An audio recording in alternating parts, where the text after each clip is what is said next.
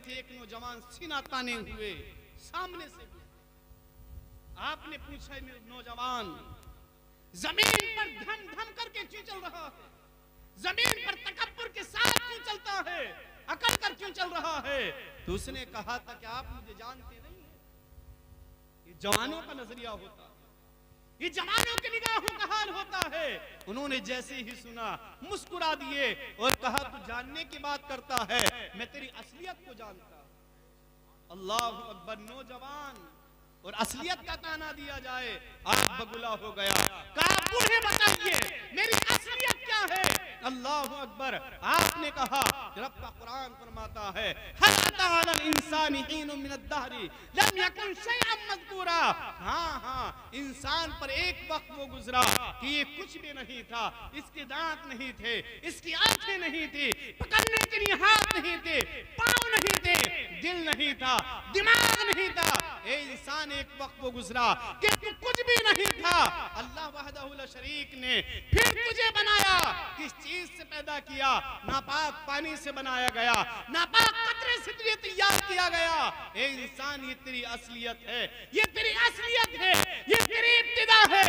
एक वक्त वो आने वाला है, तुझे मनो मिट्टी में मिला दिया जाएगा, मिट्टी के अंदर दफन कर दिया जाएगा। कोई तेरा पुरसाने हाल नहीं होगा। तेरा ये जिस्म जिसको 2 दिन पानी नहीं मिलता था, ये जिस्म जब तू 2 दिन नहीं नहाया करता था, इसके अंदर बदबू पैदा हो जाती थी। ए इंसान, तू कब्र के अंदर पड़ा होगा, ना तुझे कोई नहलाने वाला होगा, ना तुझे कोई देखने वाला होगा। ये जिस्म होगा, इसके अंदर कीड़े पड़ गए होंगे, इस जिस्म को कीड़े मकोड़े खा रहे होंगे, मुंह से पीप बह रही होगी, आंखें बह जाएंगी, रुखसारों पर आ जाएंगी, तेरी हड्डियां कमजोर पड़ जाएंगी, तेरी हड्डियां गल जाएंगी, सफेद हो जाएंगी, हड्डियां खत्म हो जाएंगी, तेरे बाल झड़ जाएंगे।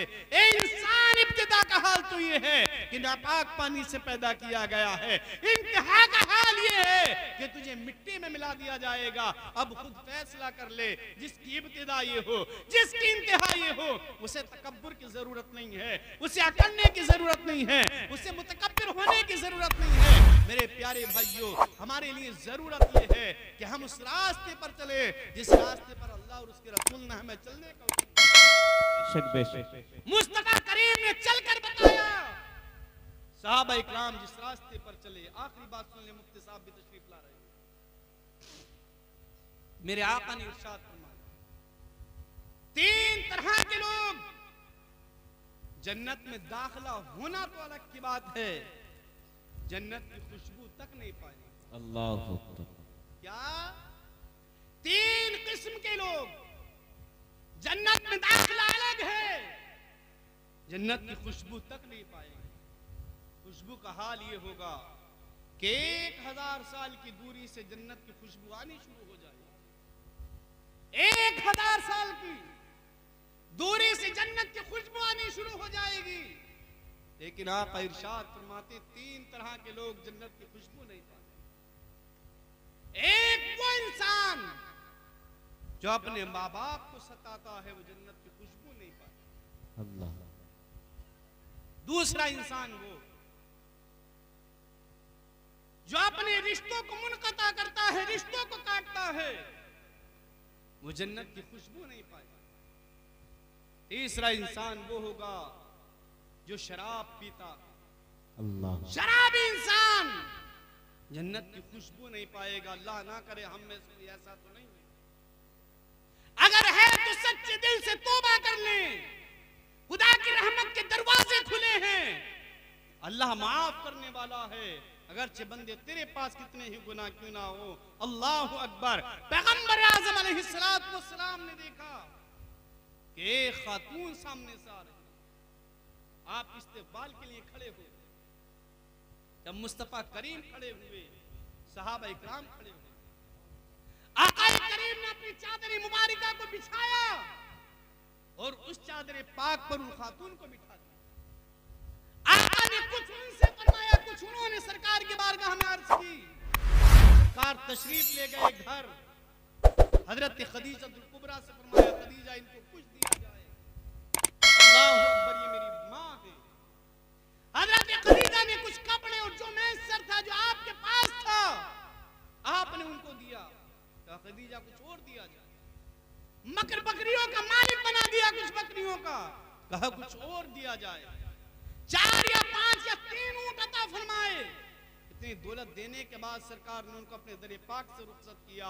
अल्लाह अकबर। पूछने वालों ने पूछा था, या रसूल अल्लाह, ये कौन खातून है जिनकी इज्जत आप इतनी फरमा रहे हैं, जिनके इतने हौसले बुलंद फरमा रहे हैं? आका करीम ने इरशाद फरमाया, मेरी वो माँ है जिसने मुझे, हज़रत आमना तो वो है जिन्होंने मुझे शिकम में रखा, मुझे जन्म दिया।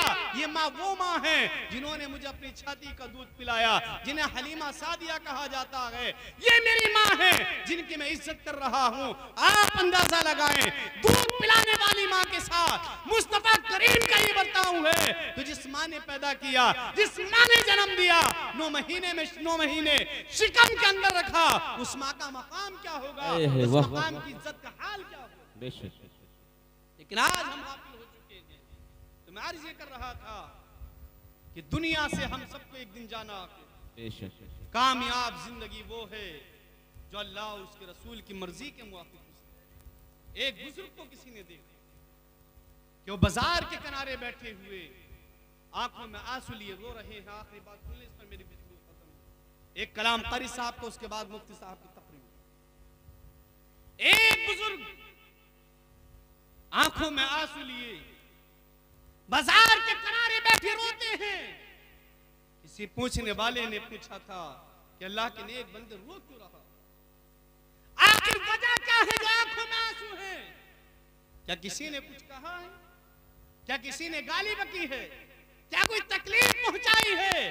उस अल्लाह के नेक बंदे ने कहा था कि मुझे गाली तो नहीं बकी है, लेकिन आप देख नहीं रहे हो, ये लोग हैं रंग रगीनियों में मस्त हैं, ये लोग हैं अल्लाह और उसके रसूल की नाफरमानी में लगे हुए हैं। इन लोगों को देखो कि इनकी जिंदगी कैसी गुजर रही है, मर्जी मौला के खिलाफ गुजर रही है, मुस्तफा करीम की मर्जी के खिलाफ गुजर रही है। अल्लाह अकबर। वो बुजुर्ग कहते हैं, मैंने इन लोगों को समझाया, इनको बताया कि लोगों अल्लाह से तौबा, अल्लाह के दर पर अल्लाह लोगों परवरदिगार आलम के हुजूर हाजिर हो जाओ, सच्चे दिल से तौबा कर लो। रब गुनाहों को माफ करने वाला है, रब खताओं को माफ करने वाला है।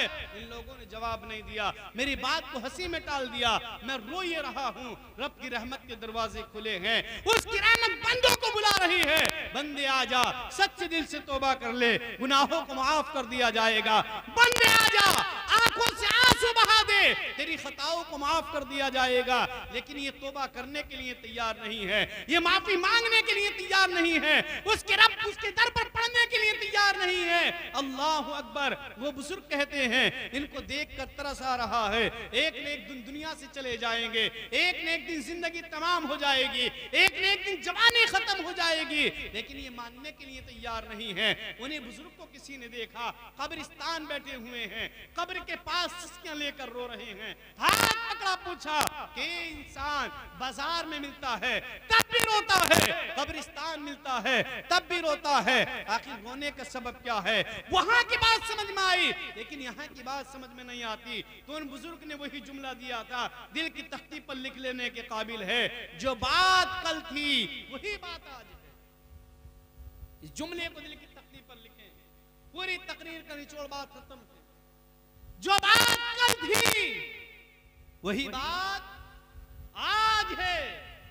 फर्क इतना है, कल ये मानने के लिए तैयार नहीं थे। कौन? जो कब्रों के अंदर पड़े हुए, जिनकी हड्डियां गल रही हैं, जिनके जिस्मों को कीड़े मकोड़े खा रहे हैं, आज वो वक्त है इनके लिए, ये कब्र के अंदर रो रहे हैं, सिसकियां ले रहे हैं, आंखों में आंसू हैं, इनके जिस्म गल रहे हैं, आज ये तौबा तिल्ला कर रहे हैं। आज रब मानने के लिए तैयार नहीं है, कल ये मानने के लिए तैयार नहीं थे, आज रब मानने के लिए तैयार नहीं है। मेरे प्यारों, हमारे पास वक्त है, आज तौबा कर लें, जब मर जाएंगे अफसोस करने से कुछ हासिल नहीं होगा। खुदा की कसम, क़यामत की खतरनाक होलनाकियों से हमको गुजरना पड़ेगा, कब्र की मंजिलों से हमें गुजरना पड़ेगा।